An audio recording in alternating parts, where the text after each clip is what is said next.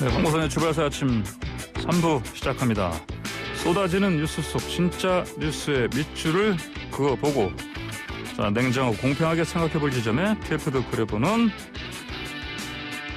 밑줄 코너입니다. 자, 오늘 이 시간엔 특별히 2021년 신축년 새해 주요 정치 일정, 이슈, 논란들 살펴보는 시간 같습니다. 일단 박원석 전 정의당 의원 연결되어 있고요. 안녕하십니까? 네, 안녕하세요. 네, 오늘은 특별히 또 이종훈 시사평론가도 함께 하십니다. 안녕하십니까? 네, 안녕하세요. 네, 자, 두 분 다 새해 복 많이 받으십시오. 네, 새해 복 많이 받으십시오. 새해 복 예. 많이 받으세요. 예. 자, 일단 첫 번째로요. 자, 이낙연 대표가 이제 박근혜 전 대통령 그리고 이명박 전 대통령 사면 거론했습니다. 이낙연 대표 측은 뭐 청와대와 사전 교감 없었다 이렇게 얘기하는데, 근데 이제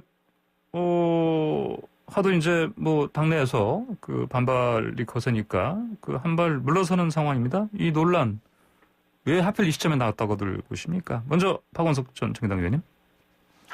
네, 뭐 3일 만에 사실상 이낙연 대표가 하셨던 말씀을 거둬들인 셈이 됐는데요. 예.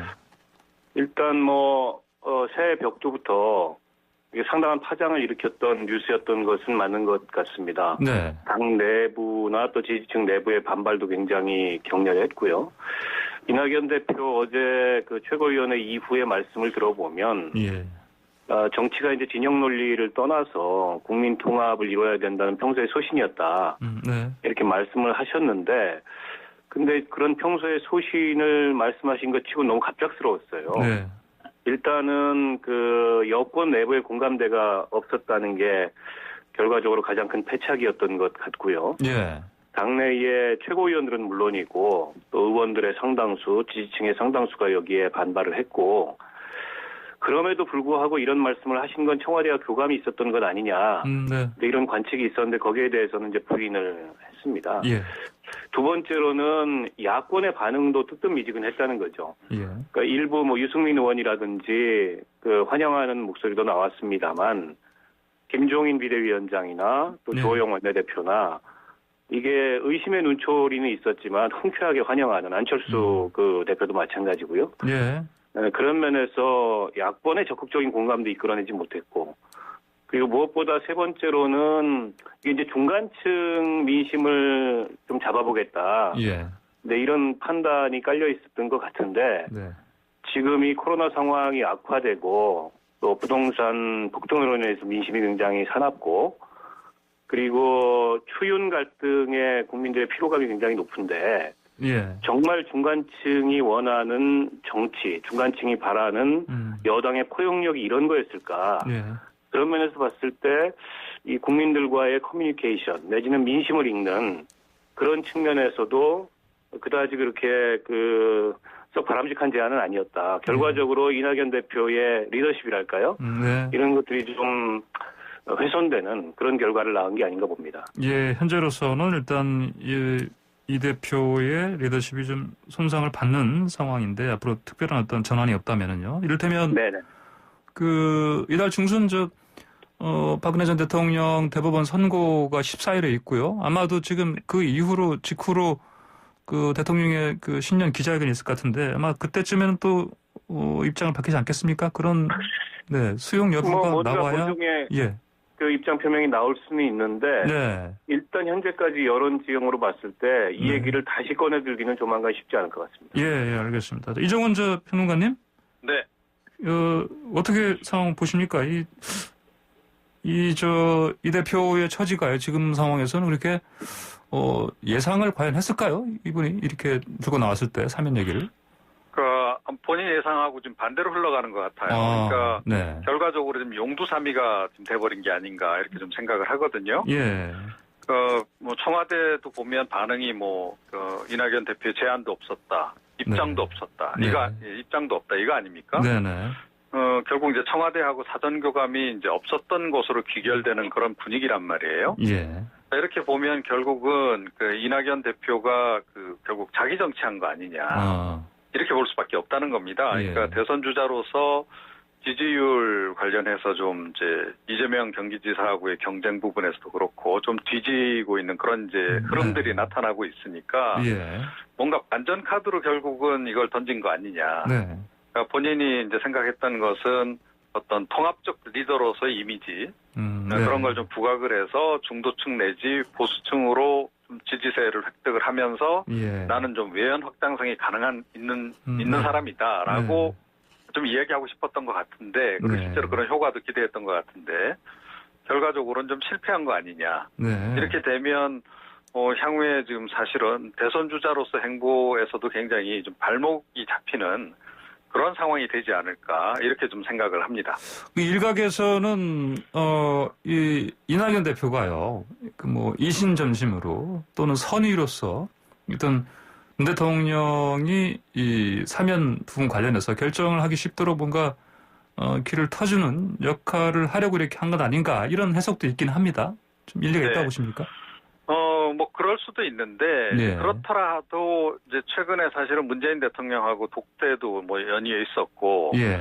그런 자리에서 그야말로 대통령의 의향도 좀 이렇게 타진을 해보고 해야 하는 거죠. 예. 이런 중대 사안은. 네, 네. 그리고 사면은 뭐 그 민주당 대표가 결정하는 게 아니지 않습니까? 예. 결국 대통령이 최종적으로 이제 결정해야 되는 사안인데 사전교감 없이 그런 걸 진행했다라고 한다면 이건 사실은 좀 문제가 될 수도 있는 이제 그런 거죠. 예.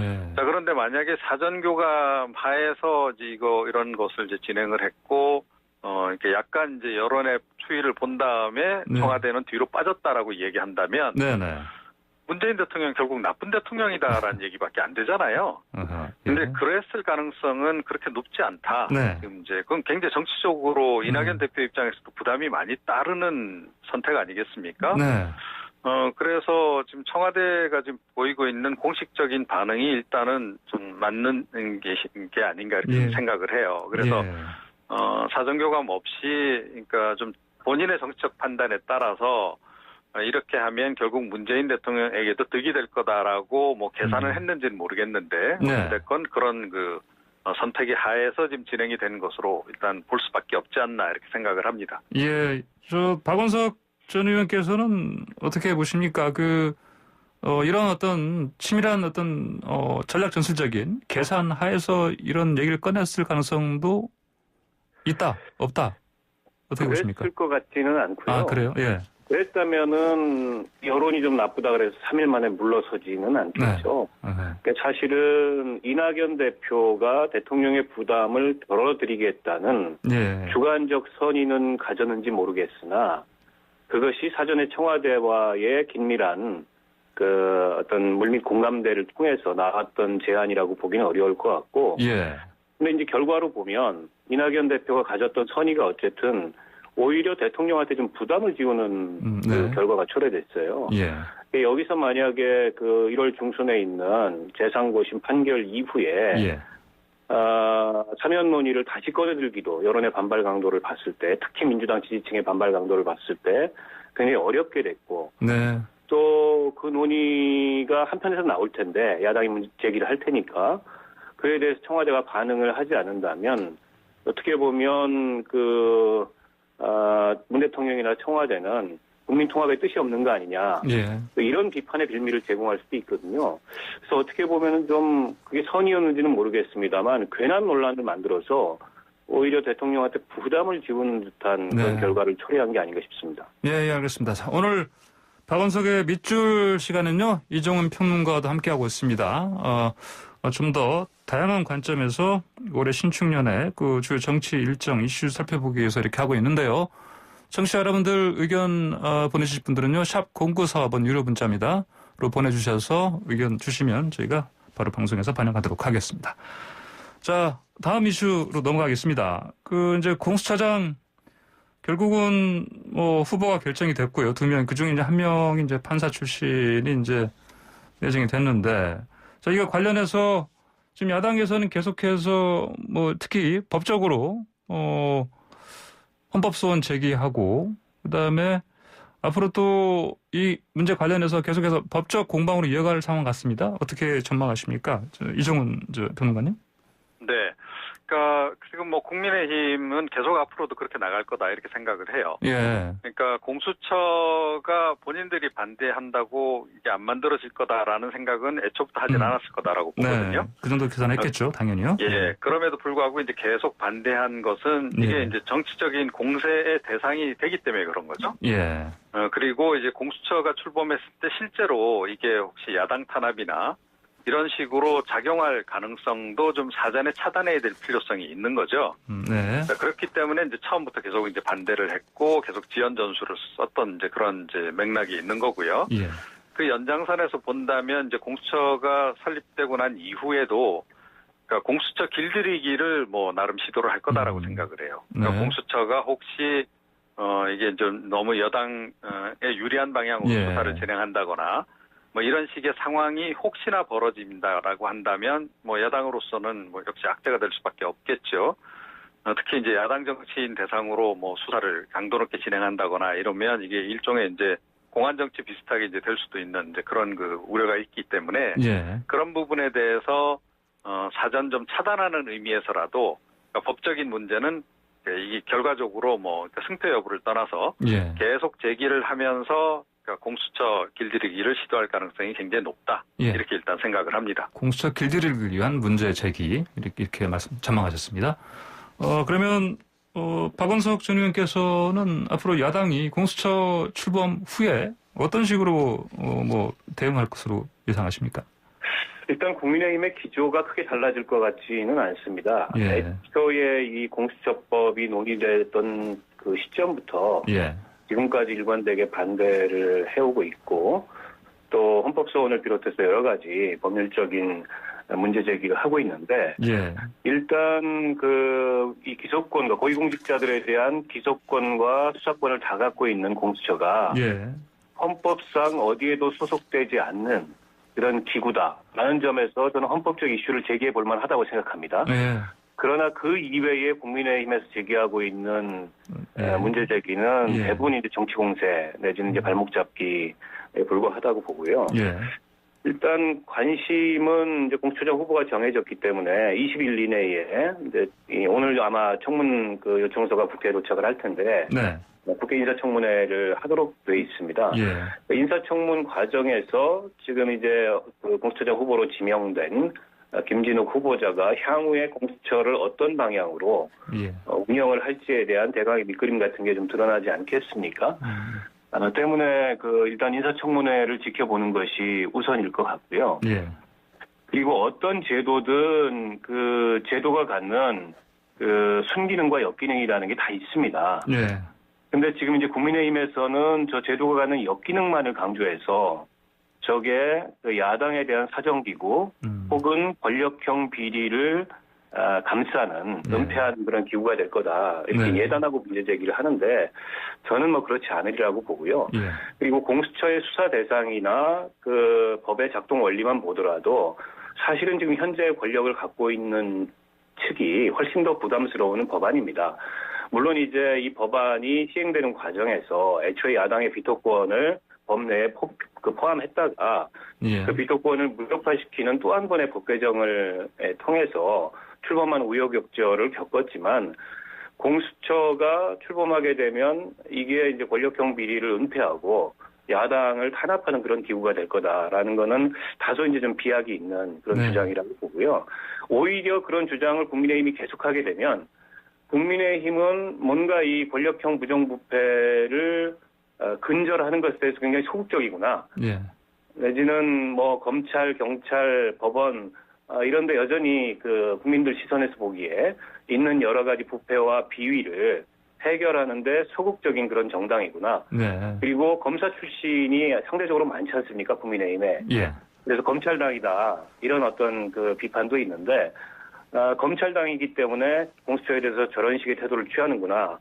이런 어떤 그 여론의 반발을 부를 수가 있어요. 그래서 그동안에 어쨌든 공수처 출범 과정에서 했던 비판은 비판이고 제도가 출범을 하게 되면 이 제도가 좀 긍정적인 방향으로 순기능을 할 수 있도록 한편으로는 협력하고 한편으로 견제하는 태도가 필요한데 지금 국민의힘의 일관된 반대라는 게 너무 지나치다. 저는 그런 생각이 듭니다. 예, 그렇습니다. 자, 이 여당에서는 이제 뭐 또 검찰개혁 시즌2라고 지금 얘기를 합니다. 그래서 심지어 이 검찰청도 없애겠다. 이런 법안까지 발의를 했습니다. 이게 실제로 현실화 할 수 있는 가능성 어떻게들 보십니까? 이종원 평론가님? 예, 제가 보기에는 뭐 일단 이제 법안이 나오긴 했는데, 예. 그러니까 지금 이제 검찰청 자체를 없애고 이제 공소청으로 이제 바꾸겠다는 거죠. 그래서 네. 대검찰청 없애겠다 예. 뭐 이런 건데, 일단은 좀 논리적으로 좀 앞뒤가 안 맞는 측면이 하나 있습니다. 그게 뭐냐 하면, 예. 경찰 같은 경우에는 지금 자치경찰제로 좀 전환하겠다는 거 아닙니까? 네. 자, 그러면 이제 미국식 제도를 이제 쫓아가겠다는 이제 거란 말이에요. 예, 그렇다라고 전제한다면 검찰도 마찬가지 자치검찰제로 전환하는 게 맞는 거죠. 예. 그런 건데 지금 이제 여당 쪽에서 나온 법안을 보게 되면 그거하고는 좀 다른 방향성을 지금 잡고 있어요. 그러니까 뭐 대검찰청을 없애는 이제 그런 식으로 이제 설계가 돼 있고 예. 공소만 이제 할 수 있도록 그렇게 유지만 할 수 있도록 이렇게 이제 초점을 맞추는 그런 거로 돼 있는데. 그래서 제가 보기에는 이거는 뭐 시민단체 쪽에서도 이미 자치경찰과 더불어서 자치검찰 해야 된다라는 지적을 한 바도 있고 해서, 범여권 내에서도 뭐 시민사회 중심으로 이건 뭐 좀 수용되기가 힘든 그런 방안이 아닌가 싶어요. 그래서 결국 법안이 최종적으로 채택될 것 같지는 않은데, 예. 그러니까 전체적으로 이건 국가 설계하고도 좀 관련이 있는 거란 말이에요. 예를 들어 자치경찰제라고 하는 거는 지금 민주당이 이제 그동안 계속 주장해 온 연방제 수준으로 지금 국가 구조를 바꾸겠다는 거하고 좀 연관이 있는 이제 그런 거 아니겠습니까? 예. 그렇게 본다면 검찰청도 만약에 향후에 제도 개선을 한다라고 한다면 특히 조직 부분에서 그런 쪽으로 설계를 하는 것이 온당하지 않나 저는 그렇게 생각을 합니다. 예, 알겠습니다. 박원석 의원님 의견 어떻습니까? 일단 민주당이 제안한 그 제도 설계 방안이 아주 명료하진 않습니다. 예.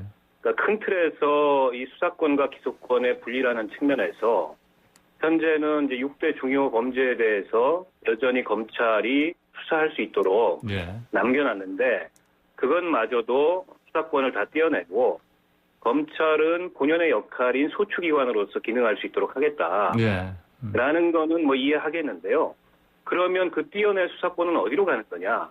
거기서 한편으로는 지금 현재는 이제 경찰이 그 수사를 하고 수사 종결권을 갖도록 되어 있지 않습니까? 예. 그 6대 그 범죄 이외에는. 예. 그러면 그 나머지 6대 범죄도 특히 그 6대 범죄 같은 경우 이제 권력형 부정부패나 이런 걸 수사하는 범죄일 가능성이 높아요. 예. 그럼 그것까지 다 경찰에 주자는 거냐? 그럼 경찰이 수사권이 너무 비대해져서 그에 대한 견제 장치가 없는 거 아니냐 이런 반론이 있거든요. 예.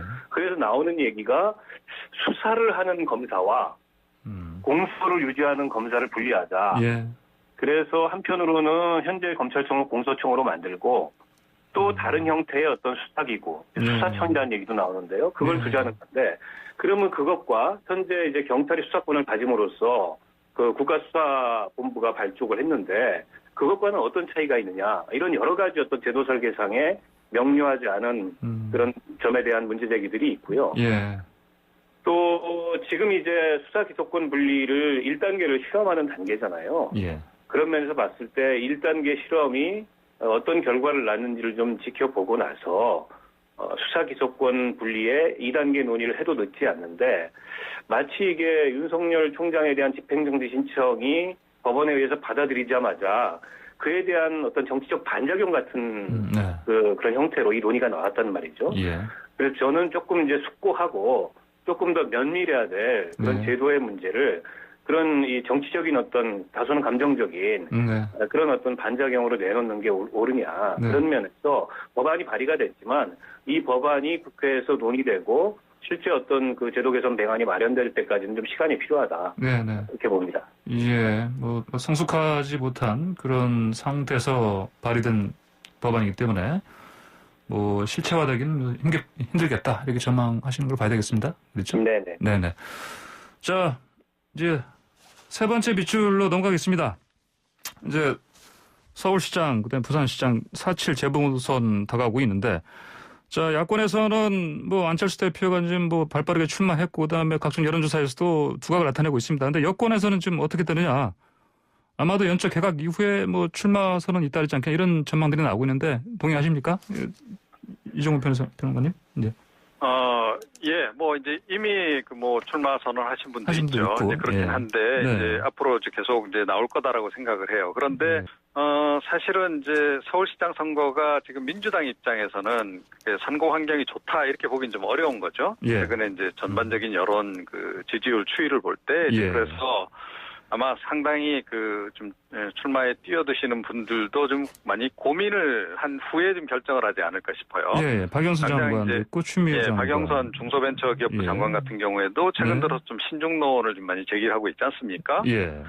자, 그런데 이제 그 반면에 이제 이 범야권 같은 경우에는 이번에 이제 가능성이 높다라고 보고 여러 사람이 지금 이제 출사표를 이미 던진 상태고 거기에 이제 안철수 대표까지 가세를 해서 예. 어떻게 보면 범야권 전체로 보자면 좀 판이 커져버렸어요. 예. 자, 그러면서 좀 거물 정치인들, 그러니까 그야말로 대선 주자급이 결정될 가능성이 굉장히 높아진 겁니다. 네.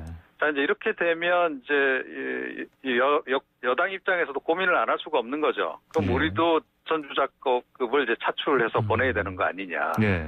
그래서 이미 이제 뭐 그 지난해 9월달 경에 이제 제기가 된 바도 있습니다만, 네. 그러니까 정세균 국무총리 차출설 이런 것도 여전히 지금 유효하게 좀 남아 있는 상황이 아닌가. 예. 그러니까 뭐 박영선 장관도 그 부분을 아마 고려를 하기 때문에 좀 고민을 하고 있는 게 아닌가. 그와 더불어서 뭐 일각에서는 지금 법무부 장관 그만둔 예, 추미애 장관이요. 추미애 장관 같은 경우에도 좀 뛰어들 가능성이 없잖아 있다. 뭐 이런 분석이 또 나오고 있지 않습니까? 그래서 네.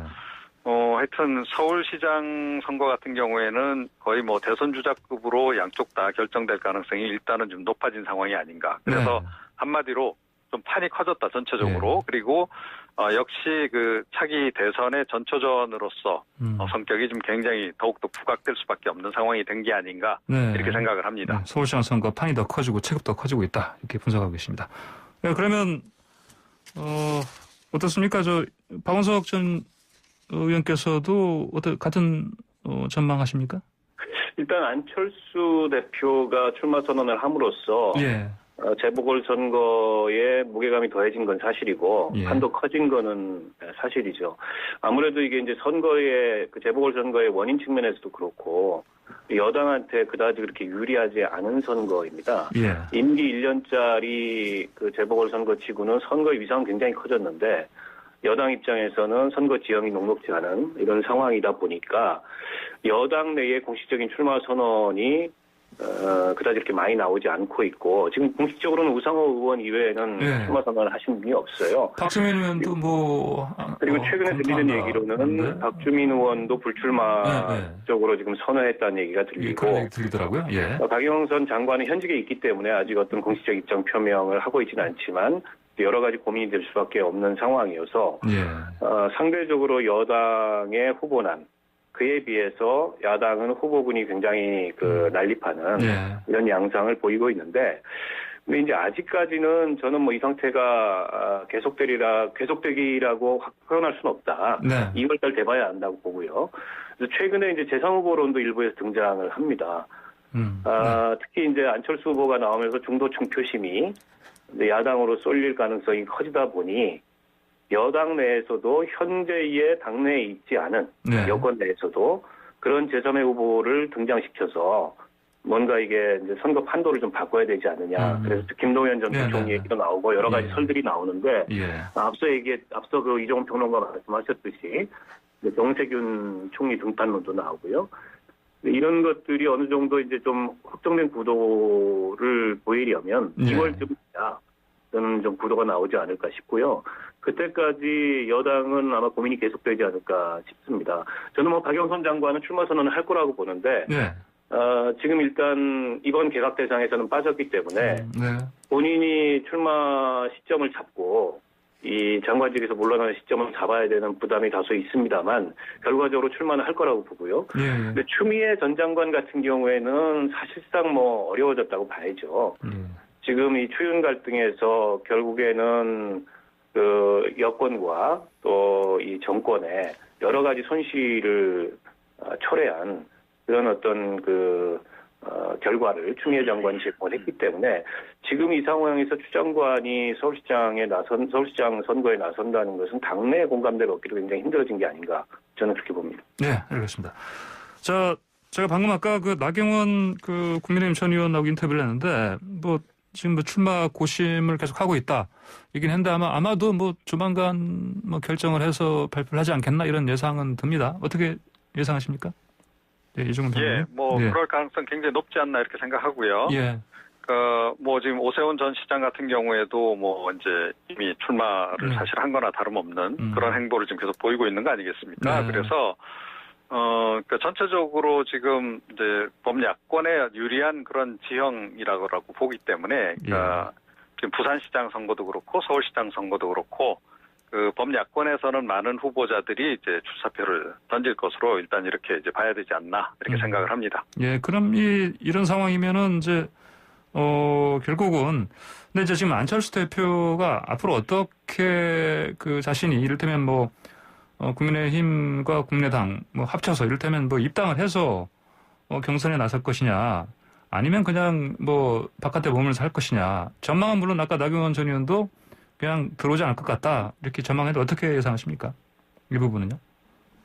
예, 그러니까 뭐 일단 뭐 제가 좀 더 말씀을 드리면, 예. 그러니까 뭐 여러 가지 지금 이제 대안에 대해서 고민을 분명히 하고 있을 거다라고 지금 보고요. 그리고 예. 약간의 여지들을 다 남겨놓는 발언들을 했어요. 그러니까 입당 가능성에 대해서 완전히 뭐 부인하는 그런 얘기를 하지 않았고 안철수 대표가. 그리고 이제 뭐 합당 부분도 마찬가지고 그동안 이제 계속 통합을 추진해 온 건 이제 분명한 사실인 거고요. 그래서 이제 당 밖에서 있으면서, 그러니까 국민의당의 이제 그 후보자로서 예. 국민의힘하고 어떻게든 이제 뭐 순차 경선이든 공동 경선이든 뭐 이런 식으로 이제 일단 진행할 가능성이 높지 않나 이렇게 좀 생각을 합니다. 예. 자, 그런데 이제 그게 이번에 과연 이제 성공 카드인지는 잘 모르겠어요. 그러니까 지금 현재 뭐 여론 지지율 같은 거 추세를 보게 되면 뭐 안철수 대표가 이제 서울시장 후보로서는 비교적 높게 나오는 건 사실인데 예. 국민의힘에 지금 출사표를 던진 분들의 지지율을 다 합치면 또 안철수 대표에 비해서는 좀 더 높게 나온단 말이에요. 그것도 오차범위 밖으로. 예. 그러면 국민의힘 쪽에서 최종 후보가 결정되고 만약에 뭐 나중에 순차 경선을 치른다라고 했을 때 꼭 이긴다는 보장을 지금 하기는 어렵다라고 저는 생각을 합니다. 그래서 그런 부분도 이번에도 좀 현실적으로 좀 냉정하게 좀 판단을 잘 해야 할 거다. 안 그러면 뭐 그동안에도 이제 몇 차례 그랬습니다만, 그러니까 안철수 대표 입장에서는 그냥 보태주고만 끝나는 그런 상황이 또 재현될 수도 있다. 이렇게 생각을 합니다. 예. 그러면은 박원석 전 의원님, 그 안철수 대표가 앞으로 어떤 식으로 움직일 것 같습니까? 일단 뭐 두 가지 가능성이 있어 보이는데요. 네. 하나는 이제 국민의힘 후보들까지 다 포함해서 한 차례 통합 경선을 통해서 예. 끝내는 방법이 있을 수 있겠죠. 근데 그 통합 경선도 국민의당에 입당해서 치르는 방식이 있고 국민의당에 입당하지 않은 채로 여론조사 형태로 치르는 방식이 있을 수 있습니다. 예. 근데 현재 안철수 대표의 스탠스로 봐서는 뭐 입당을 부정하진 않지만 그렇다고 적극적으로 고려하는 것 같지는 않아요. 예. 그러면 안철수 대표가 선호하는 방법은 현재 국민의 당적을 유지한 채로 여론조사 형태로 모든 범야권의 후보가 원샷 경선을 하자. 예. 네, 이런 그 경로를 선호하지 않을까 싶고요. 다른 하나의 방식은 이제 그 국민의힘 후보가 선출된 이후에 2단계 경선을 치르는 건데, 예. 그거는 이제 앞서 이종훈 평론가도 전망하셨듯이 결과를 장담할 수가 없습니다. 왜냐하면 어쨌든 국민의힘은 조직의 힘이 실려 있고 안철수 대표는 뭐 원내 의석을 갖고 있는 정당의 대표이긴 합니다만 예. 한태상 조직력이 거의 없다는 측면에서 봤을 때 장담할 수 없는, 승리를 장담할 수 없는 경선 방식이어서 그에 대해서는 상대적으로 국민의힘 쪽에서는 선호하는 반면에 예. 안철수 대표는 좀 부정적인 입장을 밝히지 않을까 싶고 이 사이에서 조금 이제 힘겨루기가 진행이 될 텐데, 근데 야권을 지지하는 유권자들의, 야당을 지지하는 유권자들의 열망이 굉장히 크기 때문에 예. 여론의 압력이 작용을 하게 되지 않겠습니까? 네. 그러면 어떤 형태로든지 결론이 날 텐데 이게 이제 너무 늦으면은 너무 늦어서 국민의힘이 자체 경선을 실시하고 자체 후보가 선출돼 버리면은 사실 뭐 방법이 없어요. 그런 면에서 봤을 때 안철수 대표 입장에서 봤을 때는 1월 내에 어떻게 결론을 내야 되는 상황인 거죠. 예.